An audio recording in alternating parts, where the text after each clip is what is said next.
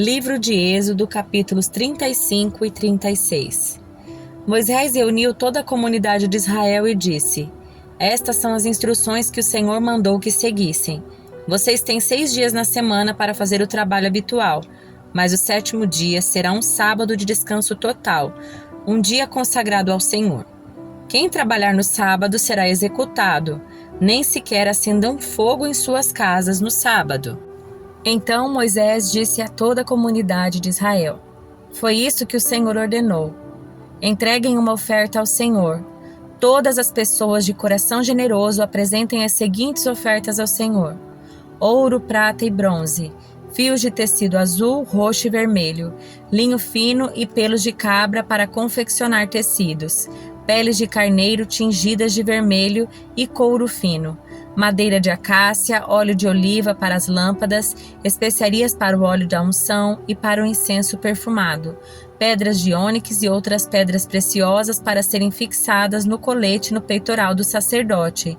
Todos que são artesãos talentosos venham e façam tudo o que o Senhor ordenou: o tabernáculo, tanto a tenda como a cobertura, os colchetes, as armações, os travessões, as colunas e as bases, a arca e as varas para transportá-la, a tampa da arca, que é o lugar de expiação, a cortina interna que protege a arca, a mesa, as varas para transportá-la e todos os seus utensílios, os pães da presença, o candelabro, seus acessórios, as lâmpadas e o óleo de oliva para iluminação, o altar de incenso e as varas para transportá-lo, o óleo da unção, o incenso perfumado, a cortina para a entrada do tabernáculo, o altar do holocausto, a grelha de bronze do altar, as varas para transportá-lo e seus utensílios, a bacia de bronze e seu suporte, a cortina para as divisórias do pátio, as colunas e suas bases, a cortina para a entrada do pátio, as estacas do tabernáculo e do pátio e suas cordas, as roupas finamente confeccionadas para os sacerdotes vestirem durante o serviço no lugar santo, as roupas sagradas do sacerdote Arão e dos seus filhos, que também são sacerdotes. Então toda a comunidade de Israel se despediu de Moisés. Todos aqueles cujo coração foi movido e cujo espírito foi tocado voltaram com ofertas para o Senhor. Trouxeram todos os materiais necessários para a construção da tenda do encontro, para a realização das cerimônias e para a confecção das roupas sagradas. Todos os que tinham o coração disposto, tanto homens quanto mulheres, vieram e trouxeram para o Senhor suas ofertas de ouro na forma de argolas, brincos, anéis e colares. Apresentaram todo tipo de objeto de ouro como oferta especial para o Senhor. Todos os que tinham fios de tecido azul, roxo e vermelho, linho fino e pelo de cabra para fazer tecidos, peles de carneiro tingidas de vermelho e couro fino os trouxeram. Todos os que tinham objetos de prata, bronze o entregaram como oferta para o Senhor. Todos os que tinham madeira de acácia a trouxeram para ser usada na obra. Todas as mulheres com habilidade para costurar e fiar prepararam fios de tecido azul, roxo e vermelho e tecido de linho fino. Todas as mulheres que se dispuseram usaram sua habilidade para afiar o pelo da cabra. Os líderes trouxeram pedras de ônix e as outras pedras preciosas para serem colocadas no colete sacerdotal e no peitoral das decisões. Trouxeram também especiarias e óleo de oliva para a iluminação, para o óleo da unção e para o incenso perfumado. Assim, todos os israelitas, todos os homens e mulheres dispostos a ajudar no trabalho que o Senhor havia ordenado por meio de Moisés, trouxeram suas ofertas e as entregaram de bom grado ao Senhor. Então Moisés disse ao povo de Israel: O Senhor escolheu especificamente Bezalel, filho de Uri e neto de Ur, da tribo de Judá. O Senhor encheu Bezalel com o Espírito de Deus e lhe deu grande sabedoria, habilidade e perícia para trabalhos artísticos de todo tipo. Ele é exímio artesão, perito no trabalho com ouro, prata e bronze. Tem aptidão para gravar e encravar pedras preciosas e entalhar madeira. É mestre em todo o trabalho artístico. O Senhor capacitou tanto Bezalel como Aholiabe, filho de Aizamaque, da tribo de Dan, para ensinarem suas aptidões a outros. O Senhor lhes deu habilidades especiais para gravar, projetar, tecer e bordar linho fino com fios de tecido azul, roxo e vermelho. São excelentes artesãos e projetistas. O Senhor deu sabedoria a Bezalel e a Oliabe e aos demais artesãos talentosos e os capacitou com habilidade e entendimento para realizarem todas as tarefas relacionadas à construção do tabernáculo. Eles o construíram conforme o Senhor ordenou. Moisés chamou Bezalel, a Oliabe e os demais artesãos, especialmente capacitados pelo Senhor e que estavam dispostos a realizar a obra. Moisés lhes deu os materiais doados pelos israelitas como ofertas para a construção do santuário. O povo, porém, continuava a trazer voluntariamente mais ofertas todas as manhãs. Por fim, os artesãos que estavam trabalhando no santuário interromperam a obra e informaram a Moisés: "O povo trouxe mais do que o suficiente para completarmos o trabalho que o Senhor nos ordenou."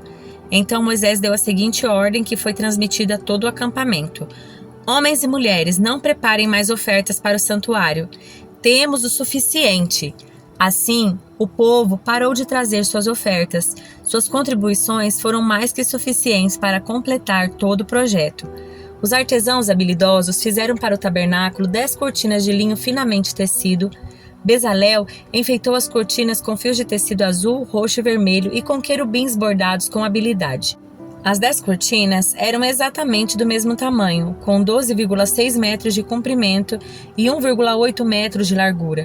Juntaram 5 das cortinas para formar uma cortina longa e depois juntaram os 5 restantes para formar outra cortina longa.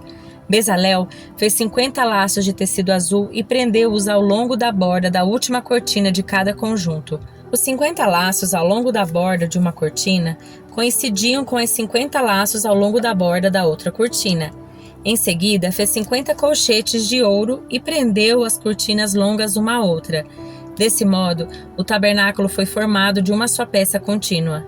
Fez também 11 cortinas de tecido e de pelo de cabra para cobrir o tabernáculo. Essas 11 cortinas eram todas exatamente do mesmo tamanho, com 13,5 metros de comprimento e 1,8 metro de largura. Bezalel juntou 5 das cortinas para formar uma cortina longa e depois juntou as 6 restantes para formar outra cortina longa. Fez 50 laços para a borda de cada cortina longa. Fez ainda 50 colchetes de bronze para prender as cortinas longas uma à outra. Desse modo, a cobertura da tenda foi formada de uma só peça contínua. Por fim, completou a cobertura da tenda com uma camada protetora feita de peles de carneiro tingidas de vermelho e uma camada de couro fino. Para a estrutura do tabernáculo, Bezalel construiu armações de madeira de acácia. Cada armação tinha 4,5 metros de altura e 67,5 centímetros de largura, com 2 hastes na parte inferior de cada armação. Todas as armações eram idênticas. Construiu 20 armações para sustentar as cortinas do lado sul do tabernáculo. Fez também 40 bases de prata, 2 para cada armação, de modo que as hastes se encaixavam firmemente nas bases. Para o lado norte do tabernáculo, construiu outras 20 armações, com 40 bases de prata, 2 bases para cada armação. Fez 6 armações para a parte de trás, o lado oeste do tabernáculo, junto com mais 2 armações para reforçar os cantos das 2 extremidades do tabernáculo. As armações dos cantos foram emparelhadas na parte inferior e firmemente ligadas uma à outra na parte superior com uma argola, formando um só suporte de canto. Ambos os suportes de canto foram feitos dessa maneira. Havia, portanto, 8 armações na parte de trás do tabernáculo, encaixadas sobre 16 bases de prata, 2 bases debaixo de cada armação. Em seguida, fez travessões de madeira de acácia para ligar as armações, 5 travessões para o lado norte do tabernáculo e 5 travessões para o lado sul. Fez também 5 travessões para a parte de trás do tabernáculo que ficava virada para o oeste. Fez o travessão central ligado a meia altura às armações, estendendo-se de uma ponta a outra do tabernáculo. Revestiu as armações com ouro e fez argolas de ouro para sustentar os travessões. Depois, revestiu com ouro os travessões. Para o interior do tabernáculo, Bezalel confeccionou uma cortina especial de linho fino, trançado com fios de tecido azul, roxo e vermelho e com querubins bordados com habilidade. Fez para a cortina 4 colunas de madeira de acácia e 4 ganchos de ouro. Revestiu as colunas com ouro e apoiou-as sobre 4 bases de prata. Em seguida, fez outra cortina para a entrada da tenda. Confeccionou-a com linho finamente tecido e bordou-a artisticamente, usando fios de tecido azul, roxo e vermelho. Pendurou a cortina em ganchos de ouro presos a 5 colunas. Revestiu com ouro as colunas, seus capitéis e seus ganchos, e mandou fundir para elas 5 bases de bronze. Salmos de número 22. Ao regente do coral, Salmo de Davi, para ser cantado com a melodia Corça da Manhã. Meu Deus, por que me abandonaste? Por que estás tão distante dos meus gemidos por socorro? Todos os dias clamo a ti, meu Deus, mas não respondestes. Todas as noites levanto a voz, mas não encontro alívio. Tu, porém, és santo e estás entronizado sobre os louvores de Israel. Nossos antepassados confiaram em ti e tu os livraste. Clamaram a ti e foram libertos. Em ti confiaram e jamais foram envergonhados. Mas eu sou um verme e não um homem. Todos me insultam e me desprezam. Os que me veem zombam de mim, nem com maldade, e balançam a cabeça. Esse é o que confia no Senhor? Que ele o livre, que o liberte se dele se agrada. Tu, porém, me tiraste a salvo do ventre da minha mãe e me deste segurança quando ela ainda me amamentava. Fui colocado em teus braços assim que nasci. Desde o ventre de minha mãe, tu tens sido meu Deus. Não permaneças distante de mim, pois o sofrimento está próximo e ninguém mais pode me ajudar. Meus inimigos me rodeiam como touros. Sim, touros ferozes de Bazã me cercam. Abrem a boca contra mim como leões que rugem e despedaçam a presa. Minha vida é derramada como água. Todos os meus ossos estão desconjuntados. Meu coração é como cera que se derrete dentro de mim. Minha força secou como um caco de barro. Minha língua está grudada ao céu da boca. Tu me deitaste no pó à beira da morte. Meus inimigos me rodeiam como cães. Um bando de perversos me cerca. Perfuraram minhas mãos e meus pés.